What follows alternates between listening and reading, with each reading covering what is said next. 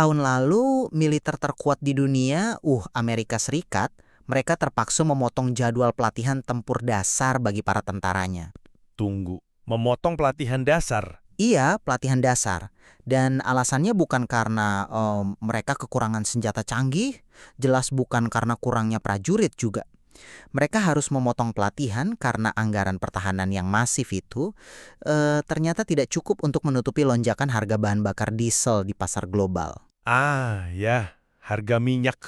Betul, armada tank dan kapal mereka itu kan terlalu mahal untuk dioperasikan hanya untuk sekedar latihan.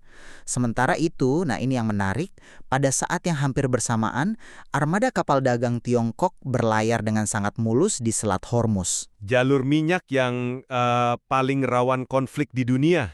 Tepat, dan mereka berlayar di bawah perlindungan dan protokol keamanan maritim yang dikelola secara eksklusif oleh Iran. Itu realitas yang sangat kontras ya. Maksud saya bagaimana sebuah negara dengan supremasi militer global bisa kalah dalam permainan logistik dasarnya sendiri. Sementara musuh-musuhnya justru menciptakan jalur aman yang benar-benar kebal terhadap tekanan barat. Iya, tepat sekali. Welcome to the debate. Ini adalah ruang diskursus di mana kita membedah dinamika rumit di balik isu-isu krusial. Dan kita melihatnya dari berbagai perspektif analitis yang mungkin sering terlewat di tajuk berita utama. Hari ini, kita berfokus pada pergeseran tektonik neraca kekuasaan global. Betul. Secara spesifik, kita akan menguji kedekatan aliansi yang semakin solid antara Tiongkok, Rusia, dan Iran. Serta apa implikasi nyata dari poros ini terhadap posisi hegemonik Amerika Serikat. Nah, ini adalah topik yang sering kali direduksi menjadi narasi baik lawan buruk oleh para analis di luar sana. Padahal pertanyaan sentral yang harus kita jawab itu jauh lebih struktural. Apakah poros kekuatan baru ini pada dasarnya didorong oleh keunggulan ekonomi dan kapasitas industrial yang mutlak, seperti yang dikuasai Tiongkok? Atau Ya, ataukah aliansi ini sebenarnya hanyalah akibat langsung semacam reaksi pertahanan dari rentetan kesalahan strategi luar negeri dan disfungsi politik di dalam negeri Amerika Serikat itu sendiri? Saya pribadi berpandangan bahwa aliansi musuh-musuh AS ini sejatinya adalah reaksi pertahanan yang tak terhindarkan. Oke. Poros ini adalah produk langsung dari kegagalan beruntun kebijakan luar negeri AS. Sanksi yang agresif, perang proksi, dan kelumpuhan sistem politik di Washington secara tidak langsung telah memaksa negara-negara ini bersatu demi kelangsungan hidup mereka. Keunggulan manufaktur Tiongkok memang ada, tapi katalis yang menyatukan mereka menjadi kekuatan militer adalah arogansi Amerika itu sendiri. Menarik, tapi saya mengambil posisi yang pertama. Saya berargumen bahwa dominasi industri manufaktur dan kemandirian strategis, khususnya dalam energi dan penguasaan teknologi, adalah motor penggerak utama dari pergeseran kekuasaan ini. Jadi bukan sekedar reaksi ya? Bukan. Tiongkok tidak sekedar bereaksi terhadap Amerika. Mereka telah membangun fondasi material batu bata demi batu bata yang membuat hegemoni AS secara perlahan menjadi usang dan tidak relevan lagi. Mari kita mulai dengan membedah fondasi materialnya terlebih dahulu. Silakan.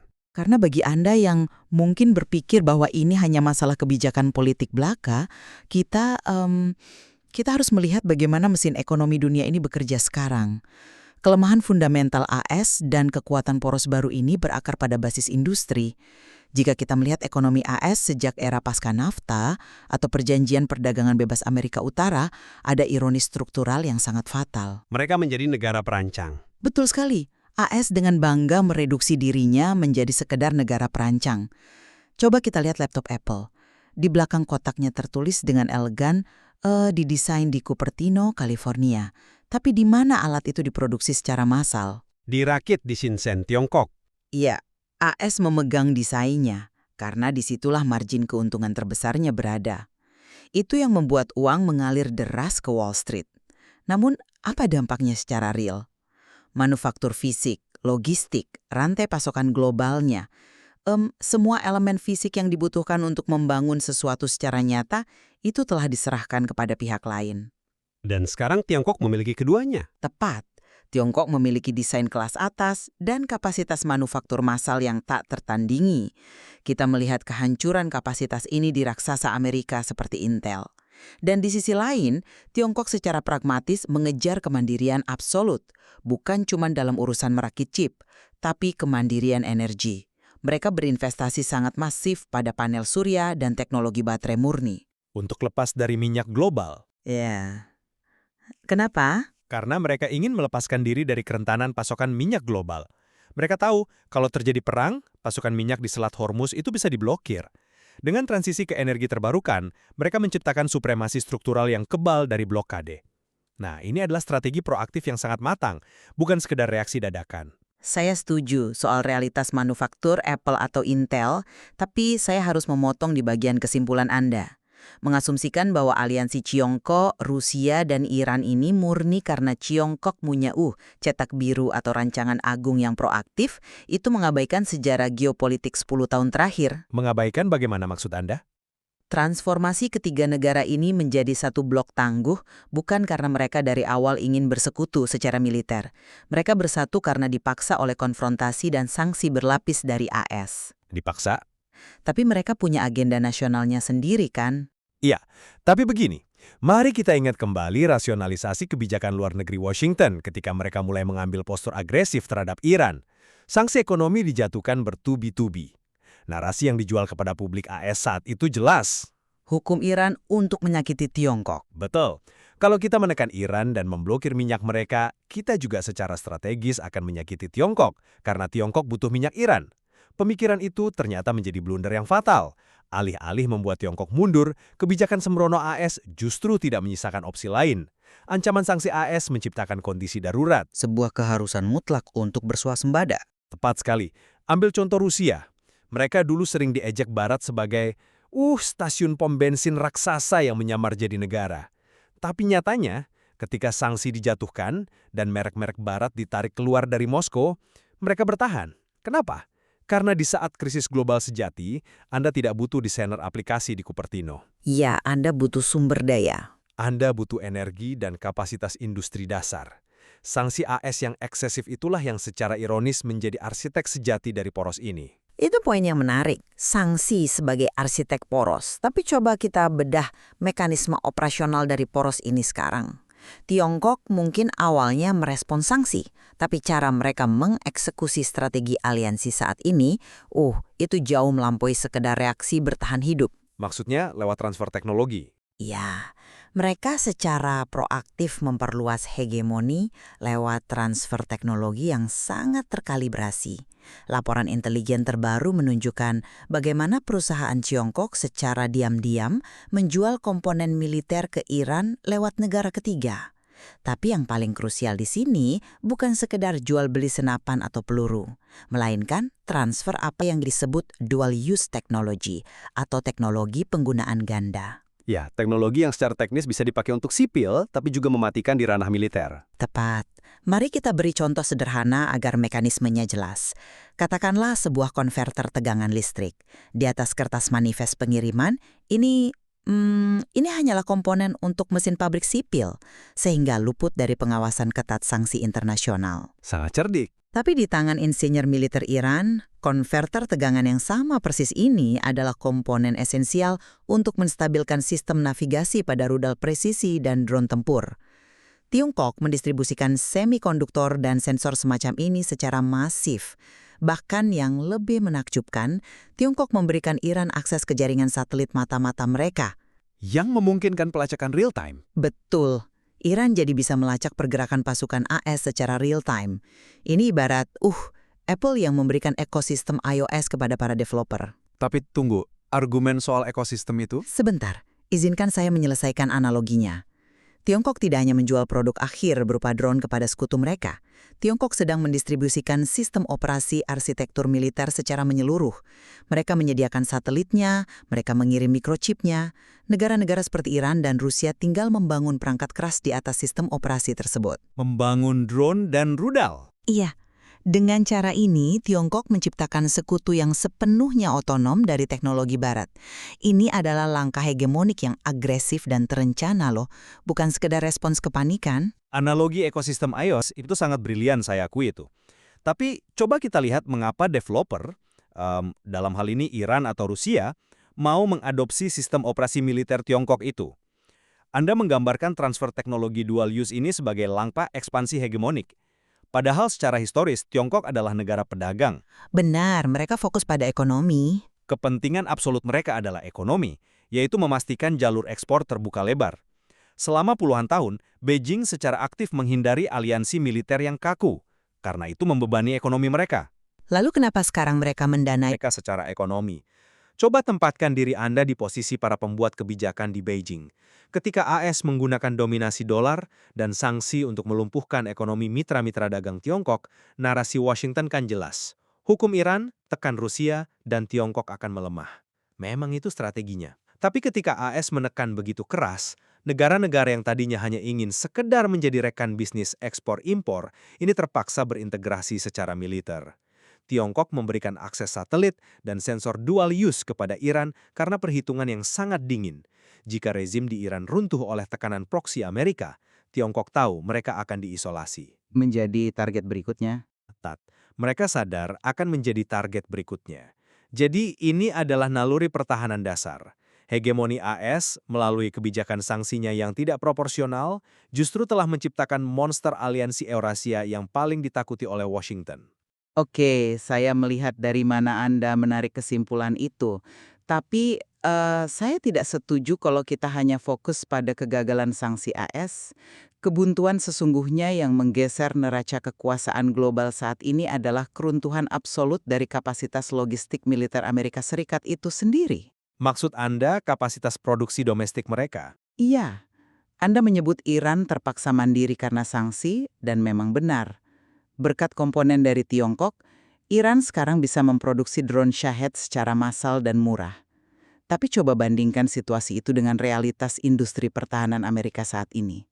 Soal ketidakmampuan memproduksi amunisi. Tepat, AS saat ini bahkan tidak memiliki rantai pasokan domestik yang cukup untuk memproduksi kebutuhan amunisi dasar artilerinya untuk pertempuran selama 1 tahun penuh. Coba pikirkan itu. Bagaimana mungkin sebuah negara mengklaim dirinya sebagai pelindung keamanan global jika mereka tidak mampu mengekspor sistem pertahanan rudal canggih seperti Tahat atau Patriot ke sekutu terdekat mereka? Karena jalur produksinya tersendat. Sangat tersendat. Banyak yang sering mendengar nama Patriot diberitakan, itu adalah sistem anti-rudal yang sangat kompleks. Satu unitnya butuh ratusan suku cadang spesifik. Ketika sekutu AS seperti Uni Emirat Arab atau Arab Saudi meminta tambahan sistem ini untuk melindungi infrastruktur minyak mereka, AS tidak bisa memenuhinya secara cepat karena jalur perakitannya sudah kewalahan. Dan akhirnya mereka berpaling ke pihak lain. Ya. Akibatnya negara-negara seperti UAE akhirnya melakukan pertemuan rahasia dengan Beijing untuk membeli rudal pertahanan udara dan drone. AS kalah bukan karena sanksinya gagal, tapi karena menjadi negara pendesain itu tidak ada artinya dalam perang atrisi. Jika Anda tidak bisa memproduksi peluru lebih cepat dari musuh Anda akan kalah. Kelemahan kapasitas logistik inilah yang dieksploitasi oleh Beijing secara struktural. Keruntuhan manufaktur AS yang Anda sebutkan itu valid, saya sepakat. Tetapi itu justru memperkuat argumen saya bahwa AS meruntuhkan dirinya sendiri secara internal. Dan yang lebih memalukan adalah bagaimana keruntuhan kapasitas ini dipertontonkan di panggung diplomasi maritim. Terutama di Selat Hormuz. Betul. Anda ingat di awal kita membahas soal kapal dagang Tiongkok di Selat Hormuz? Media melaporkan bahwa kapal-kapal logistik Tiongkok berlayar melintasi perairan yang penuh konflik tersebut di bawah protokol kelolaan Iran. Sementara kapal-kapal barat harus waspada atau memutar sangat jauh. Ini adalah tamparan paling keras bagi doktrin militer AS. Tamparan karena AS tidak bisa melindungi jalur laut tersebut. Lebih buruk dari itu, Washington selama ini merasa bisa memblokade dan mendikte jalur perdagangan maritim dunia dengan angkatan lautnya. Tetapi, musuh-musuhnya kini sadar bahwa mereka bisa sekedar mengabaikan AS dan menciptakan protokol keamanan maritim paralel. Sanksi ekonomi AS tidak menghancurkan rantai pasokan poros ini. Tapi malah menciptakan alternatif. Bisa mendikte perdagangan dunia tanpa memiliki dasar kekuatan manufaktur dan logistik yang memadai, itu adalah disfungsi murni dari pembuat kebijakan luar negerinya. Saya merasa kita perlu menarik garis lurus dari logistik militer dan maritim ini ke fondasi yang lebih mendasar lagi. Anda tidak bisa menjalankan pabrik amunisi, dan Anda tidak bisa mengoperasikan rute perdagangan alternatif tanpa satu hal yang sangat esensial, energi. Kembali ke transisi energi. Bagi saya, ketahanan nasional di era modern mutlak ditentukan oleh bagaimana sebuah negara mengelola kemandirian energinya. Disinilah keunggulan struktural Tiongkok benar-benar mendominasi, dan ini jauh melampaui sekedar reaksi politik atas sanksi AS. Tiongkok melihat energi tanpa kacamata ideologis. Mereka sangat pragmatis. Mengapa mereka mati-matian mendorong industri panel surya berskala raksasa dan memonopoli teknologi baterai murni? Karena mereka bergantung pada jalur laut untuk minyak. Betul. Mereka menghitung secara matematis. Selama mereka bergantung pada minyak bumi dari luar negeri, leher mereka ada di tangan negara lain yang mengontrol jalur laut tersebut. Dengan transisi ke tenaga surya dan baterai penyimpan daya, mereka menciptakan independensi absolut dari volatilitas pasar komoditas global. Jika besok jalur minyak dunia terputus, Tiongkok bisa menjaga roda industri dan militernya tetap berjalan. Sementara AS, Nah, sekarang mari kita lihat Amerika Serikat. Infrastruktur AS dirancang dengan sangat bergantung pada pasar bahan bakar fosil global. Memang, secara teknis, AS sekarang adalah eksportir bersih untuk minyak dan gas berkat fracking, tapi karena sistem mereka terikat pada harga komoditas global, mereka tetap sangat rentan. harganya tetap ditentukan pasar global. Benar. Tahukah Anda bahwa sebagian besar minyak yang dikonsumsi negara bagian California itu masih diimpor dari luar negeri, termasuk dari Timur Tengah? Kerentanan struktural ini menjalar sampai ke tulang punggung kekuatan militer mereka. Seperti fakta yang saya sampaikan di awal acara. Angkatan bersenjata AS harus memotong anggaran latihan dasar para tentaranya hanya demi menutupi tagihan solar untuk tank dan armada tempurnya. Itu fakta yang mengerikan untuk militer sebesar itu. Dunia. Ini murni cacat struktural dalam arsitektur energi mereka, tidak ada hubungannya dengan sanksi pihak luar. Ya, fakta soal militer AS yang tidak mampu membeli bahan bakar itu memang mengejutkan. Tapi, pernahkah Anda menggali lebih dalam mengapa Amerika Serikat membiarkan arsitektur energinya sebegitu rapuhnya? Ketergantungan pada bahan bakar fosil yang rentan fluktuasi harga ini bukanlah ketidaksengajaan struktural. Bukan ketidaksengajaan. Sama sekali bukan. Ini adalah hasil dari kelumpuhan institusional dan korupsi sistemik di dalam sistem politik mereka sendiri. Anda merujuk pada lobi industri, kan? Tentu saja, lobi industri. Tiongkok bisa bersikap pragmatis dengan energi surya karena para pemimpin mereka berorientasi pada kalkulasi keamanan negara jangka panjang. Coba bandingkan dengan apa yang terjadi di Washington. Pembuat kebijakan di AS secara aktif menolak atau memperlambat transisi energi terbarukan karena alasan yang sepenuhnya digerakkan oleh donor kampanyenya. Politisi yang menolak energi hijau. Ya, ada politisi yang secara harfiah berargumen di depan publik bahwa tenaga surya tidak berguna karena tidak berfungsi di malam hari. Sebuah pernyataan yang secara sengaja mengabaikan fakta dasar bahwa teknologi penyimpanan baterai itu sudah ada dan parahnya sedang dikuasai oleh Tiongkok. Kebijakan energi di AS bukan dibuat berdasarkan apa yang terbaik untuk militer atau ketahanan nasional. Tapi berdasarkan siapa penyandang dananya. Betul, kebijakan itu dibuat berdasarkan siapa yang mendanai pemilu legislatif berikutnya. Dan lebih jauh lagi, mari kita bicara soal kelumpuhan sistemik dalam kebijakan luar negerinya. Untuk memproyeksikan kekuatan global secara kredibel, sebuah negara harus memiliki sistem pengambilan keputusan yang rasional. Tapi di AS, kita melihat instrumen vital seperti War Powers Act, resolusi yang mengharuskan persetujuan Kongres sebelum eskalasi konflik militer besar-besaran dilakukan, itu seringkali gagal dijalankan. Karena kurangnya konsensus bipartai? Bukan hanya kurang konsensus, tapi karena manuver politik yang picik. Seringkali pemungutan suara keamanan nasional digagalkan oleh sekelompok senator dari pihak tertentu semata-mata agar partai lawan tidak mendapatkan keuntungan politik menjelang pemilu, atau sekedar untuk menyelamatkan posisi politis kolega mereka di daerah pemilihan yang ketat. Manuver domestik yang mengorbankan strategi global? Benar, ini adalah kekacauan institusional berskala besar. Bagaimana bisa sebuah negara bersaing dengan strategi integrasi militer poros Tiongkok, Rusia, dan Iran jika parlemennya sendiri tidak mampu menjalankan tugas konstitusionalnya hanya karena takut kehilangan suara di pemilu selah? Disfungsi demokrasi domestik inilah yang sesungguhnya membentangkan karpet merah bagi hegemoni lawannya. Tiongkok tidak perlu menghancurkan dominasi AS karena Washington sedang melakukannya untuk mereka. Wah, diskusi yang sangat padat. Jika kita harus menarik benang merah dari argumen yang telah kita pertukarkan, perspektif saya tetap pada konklusi bahwa dinamika utama pergeseran kekuasaan saat ini ditentukan oleh kemenangan dalam kapasitas struktural. Dominasi manufaktur dan perakitan pasca nafta yang direbut Tiongkok tidak bisa dikembalikan dengan mudah. Ya, kapasitas yang hilang. hilangnya kapasitas rantai pasokan logistik pertahanan Amerika, yang membuat mereka kesulitan menyuplai sekutu dan bahkan melatih militernya sendiri, itu adalah fakta material. Bukan cuma sekedar kelemahan politik.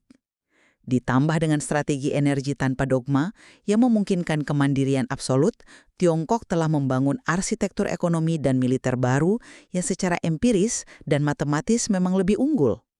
Komponen dual use, baterai generasi baru, dan kontrol satelit adalah amunisi perang abad ke-21. Disfungsi Washington tetap menjadi pemicunya. Iya, disfungsi di Washington memang ada, tetapi itu hanyalah akselerator dari sebuah pergeseran fundamental yang secara struktural sudah tidak bisa dihentikan.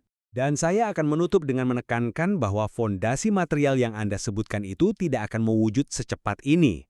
Dan jelas tidak dalam bentuk poros militer yang sebegitu terintegrasi jika Amerika Serikat tidak secara konsisten melakukan bunuh diri strategis. Keunggulan manufaktur Tiongkok adalah satu hal, tetapi mempersatukan Tiongkok, Rusia, dan Iran menjadi sebuah entitas militer kolaboratif yang berbagi intelijen dan drone tempur, itu adalah murni mahakarya dari kebijakan luar negeri AS yang cacat. Mahakarya yang ironis. Sangat ironis. Penggunaan sanksi yang membabi buta telah memaksa negara-negara pedagang menjadi kombatan yang mandiri secara pertahanan. Ketika kelumpuhan politik domestik membuat AS menolak adaptasi energi terbarukan demi lobi industri fosil, dan ketika urusan perang ditentukan oleh kalkulasi pemilu partisan alih-alih rasionalitas keamanan nasional, AS kalah bukan semata-mata karena dikalahkan mesin pabrik Tiongkok, mereka kalah karena kegagalan institusional dalam sistem demokrasi mereka sendiri. Walaupun kita berbeda dalam menentukan apa yang menjadi pemicu utama, saya rasa ada satu titik konvergensi yang sangat jelas di antara analisis kita. Amerika Serikat saat ini berada dalam posisi kerentangan strategis historis yang mungkin belum pernah terjadi sejak Perang Dingin berakhir. Kita melihat perpotongan yang sangat mematikan, di mana erosi kapasitas industri militer terjadi bersamaan dengan ketergantungan energi fosil global yang sudah tidak rasional secara keamanan. Benar.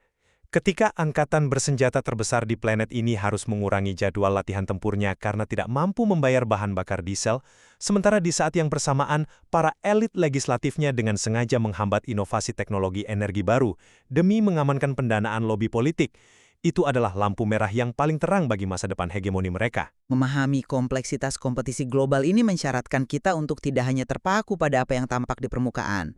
Kita harus melihat ke dalam ruang-ruang mesin, ke dalam rantai pasokan semikonduktor, hingga ke dinamika elektoral di ruang sidang parlemen. Bagi Anda para pendengar, kami mendorong Anda untuk menggali lebih jauh. Banyak literatur yang bisa dieksplorasi. Ya, telusuri data tentang bagaimana sanksi mempengaruhi rute perdagangan paralel. Perhatikan siapa yang memproduksi komponen drone yang dipakai dalam konflik modern. Dan amati legislasi yang mempengaruhi kebijakan energi. Tariklah kesimpulan Anda sendiri tentang apa yang sesungguhnya menjadi penentu utama dalam geopolitik abad ini. Karena pada akhirnya, membedah di mana letak kekuasaan dunia saat ini, sama sekali tidak sesederhana melihat di mana letak pangkalan militer atau melihat garis-garis perbatasan negara di atas peta. Tepat sekali. Narasi geopolitik yang rapi di mana kita bisa dengan mudah menunjuk siapa yang berkuasa hanyalah ilusi dari masa lalu. Yang kita hadapi sekarang adalah realitas yang saling terhubung, keruh, dan berlapis-lapis. Dan tugas kita adalah terus mempertanyakan narasi dominan tersebut. Terima kasih telah mendengarkan The Debate. Sampai jumpa di diskursus selanjutnya.